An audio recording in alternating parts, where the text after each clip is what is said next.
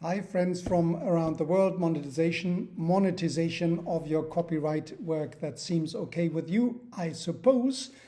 Now let us see, we have talked about the collective management organizations.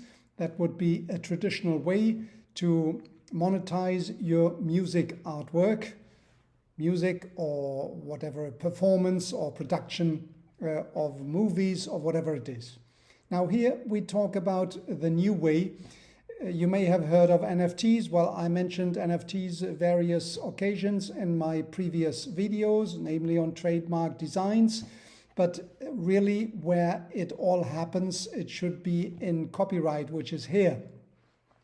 So I will present it a bit differently here. I will present it from the angle of the seller, which is about monetization, which makes sense, right?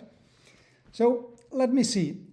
The NFTs is something which came up in 2021 nearly. It exists since longer, but it became a tendency in 2021. It became a buzzword, I think, in last year, so 2021.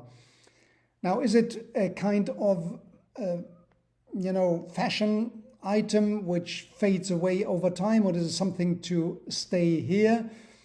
Probably it is something to stay here, because it does what? It gives you uniqueness in the digital space. So digital space, as per our understanding, can be copied multiple times, infinite times, and without losing quality. So one is like the other. There's no uniqueness, so to say. Whereas NFTs give uniqueness in the digital space. So I think it is something you cannot ignore, you cannot afford to ignore, you have to live with it. It is also a thing where you as a business owner, you need some notions, some issues, you need to know the issues which are connected to NFTs in order to understand it in the right way. So that is the reason why I bring it up here. And it is about artwork, namely about artwork, meaning that the sound, music, etc. was in the last one, but it is here as well. But it is also about artwork, which would mean, it kind of painting, canvas. It could be whatever it is, a sketch or something which is written. It couldn't be a tweet, it could be anything. So you have to understand that this is on top of what I said in the previous video. So you get additional possibility of monetization. Now, NFT, non-fungible token. Non-fungible is not interchangeable, and a token is a kind of is linked to blockchain, is a piece of asset, if you want, on the blockchain. Blockchain meaning that it is inalterable. That makes the uniqueness in the digital file, in the digital space. It makes that something which is sold to you as NFT cannot be sold again as, well, it can be sold again as an NFT, but the same NFT cannot be sold again by the owner. It is possible that the buyer may resell afterwards the NFT which has been bought by the copyright owner, right? So there's a secondary market of NFT, and that is one of the, like in the secondary market of the paintings, of collectibles, we have a second market for NFTs. NFTs are being sold, so the paintings on Sotheby's, so there are kind of digital Sotheby's out there. OpenSea would be one of these, the front runners of auctionists. Now, how do we create an NFT? And this is now the seller who could be interested in doing so. I'm not a specialist in informatics. I think, or well, I think that you are as well not a specialist in informatics. So we speak in kind of pidgin English here, not a pure English, but kind of, macaroni Italian, if you want. So it is that two people who are not of the mother tongue, they speak in that mother tongue, in that language, which could be Italian. You are from, I don't know, from Argentina, and I'm from Germany, and we speak in Italian both. We don't talk Italian pure, but we understand each other, and that is the point. We understand each other, although I'm not informatics and I can express it better. Now, my point here is there are 3 steps to make a NFT and to mint an NFT. That is the exact expression. The first thing is you have a digital file, right? So you need a digital file. And you have this digital file, which could be whatever. It could be a tweet, it could be a painting, it could be something you have written on a paper. It could be, there are some kitties with a kind of cats, but very simplified cats, or the lazy ape, which are out there, again, which are, a kind of many collectibles of the same type of ape, and well, it is just that which is then sold afterwards. Now, a digital file, right? You have a digital file and you upload it to a distribution network or to an NFT platform, like I said, which would be, one of them could be OpenSea. That is the first step. The second step, within that platform, you now create the ID, the identity of the NFT, which is an alphanumeric sequence of characters, which is unique to that NFT. The next one who will also make an NFT and create the alphanumeric identity, they will get a different one. So that is unique to that NFT. And you will create also a metadata file, which contains, among other things, an identity in hyperlink to the underlying work. Right? Second step. So the third step would be that you complete the process with a URL. I don't know exactly what that is. URL which has which is embedded into, a metadata file, and has a link to the smart contract, which is tied to that NFT. And this is a completing process, and then you have minted, within the 3 steps, you have minted an NFT. Now it is on the platform. The NFT is on the platform, and it will be auctioned at a price you think is the minimum price you want to have, and then the bidding continues over a certain time, and the highest bidder, they gets the NFT, and it is then the transaction, so to say, it is then written on the blockchain, and on the blockchain, this is forever, this is encrypted, this is nearly impossible to hack, so this is it, right? So my point here is, it is not difficult to mint an NFT, and the business owner, the copyright owner of something, they should be aware of that. They can mint now an NFT. Now let me talk a bit about the smart contracts. I had, in a previous video, we talked about the selling of a painting, and I told you that without further things in the contract, so if it is over the counter, you don't get the copyright. The copyright remains with the creator of the painting, right? So here it is even less, that digital file. So again, you don't get the copyright unless we want to talk about the smart contract, unless the contract says otherwise.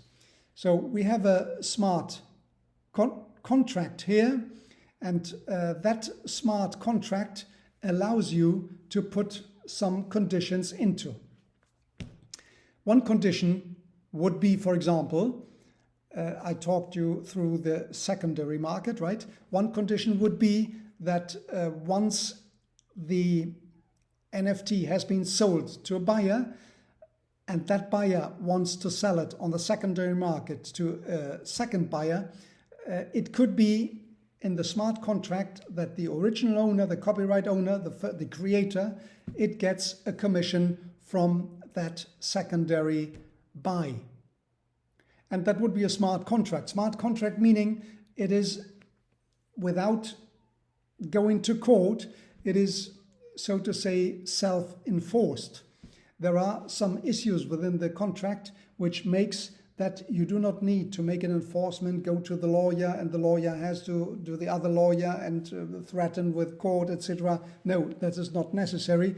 You get the evidentiary and you present it and within the blockchain, and you get paid.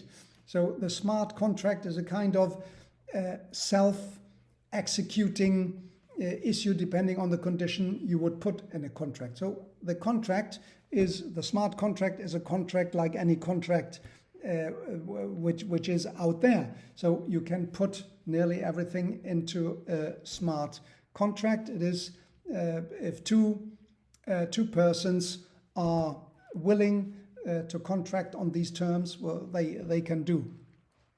Now the NFT platforms, they have probably some templates, some minimum standards, etc. you have to adhere to if you want to use that platform. But the possibility exists that the copyright owner gets from secondary markets, so from I don't know, from now within 5 years, 7 years, 10 years, the NFT is being sold, I don't know, 10 times the amount the copyright owner gets today, and still he gets a commission from that market. So it's a kind of investment, not investment, it is kind of a possibility of monetization into the future. And that is a good thing for these, well, artwork. Well, I say artwork, but it could be a tweet, right? So be understandable, or a bit of music or sequence of music, or an NBA movie which makes a movement or a sync of Michael Jordan, whatever it is. It can be nearly anything. It is about creating uniqueness in the digital space, and we are now in the beginning. Could be that I don't know. Could be that the painting which were sold for nothing from Van Gogh some hundreds years ago, and they are now for 80 million euros or whatever price, I don't know, they get on Sotheby's. It could be that these NFTs, which the one of Jack Dorsey, the tweet of Jack Dorsey, which got 2.9 million. I have created the first tweet or something like this. It says 2.9 million. Maybe it is worth 200 millions. I don't know why it is worth, so it is the buyer who puts the price on it. He may brag on it on cocktail parties of the of tech nerds. I don't know, but there is that possibility and uniqueness in the digital space. Well, it has a price. So you have the secondary market, which is important. Let me wrap this up for you. We have a minting process to get an NFT, which could be nearly a bit of anything, something which can be represented in a digital file. The minting process is quite easy. There are 3 steps. The first would be the uploading of the file to the distribution network or to the NFT platform. The second would be the ID, to create the ID within algorithm, the ID and the metadata, and the third, the URL file, which is embedded into a smart contract and with the ID, and you get, as I said, the link with the underlying asset. Now, again, with the sale of a painting, sale over the counter, you don't get the copyright. Copyright remains with the copyright owner, but you get a possibility in order to make conditions, to write conditions into the contract that you get be paid in the future, profiting from secondary, tertiary, and other markets in the future. Now, the possibility in order to buy an NFT from the buyer side, you need to look into the metadata, into the smart contract. What is it, what you get? Because you have other conditions which says, well, non-commercial use only, or which says you can use this territorial-wise only with regard to that country. So these conditions are inside. It gives also a possibility to monetize more on the copyright owner.